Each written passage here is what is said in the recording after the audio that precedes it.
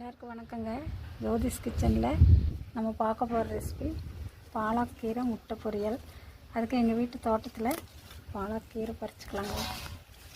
நல்லா வந்திருக்கு, அதனால் இதை பறித்து முட்டை பொரியல் வச்சுக்கலாம். கீரை பறிச்சுட்டு வந்து நல்லா அலசி சுத்தம் பண்ணி வச்சுருக்கோங்க. நீங்கள் பொரியல் பண்ணிடலாம்.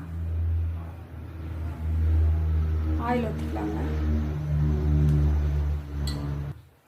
எண்ணெய் சூடாயிடுச்சுங்க. கடுகு போட்டுக்கலாம்.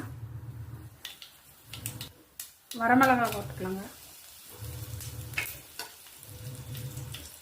பெரிய வெங்காயம் போட்டுக்கலாம். 3 பெரிய வெங்காயம் கட் பண்ணி வச்சுருக்கேன்.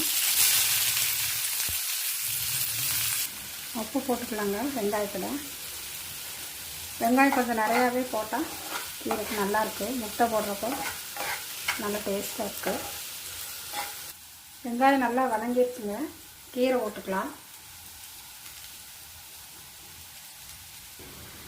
கீரை நல்லா வந்துருச்சுங்க. நம்ம முட்டை ஊற்றிக்கலாம். கீரையெல்லாம் இப்படி ஓரமாக தள்ளிட்டு 2 முட்டை எடுத்துக்கலாம்.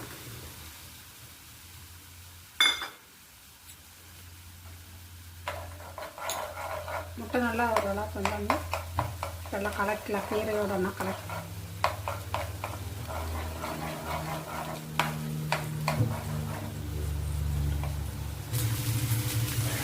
கீரையெல்லாம் போட்டு நல்லா கரைச்சி வச்சிடலாங்க.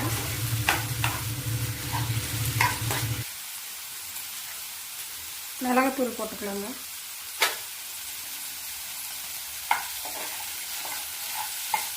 பாலக்கீரை முட்டை பொரியல் ரெடி ஆயிடுச்சுங்க.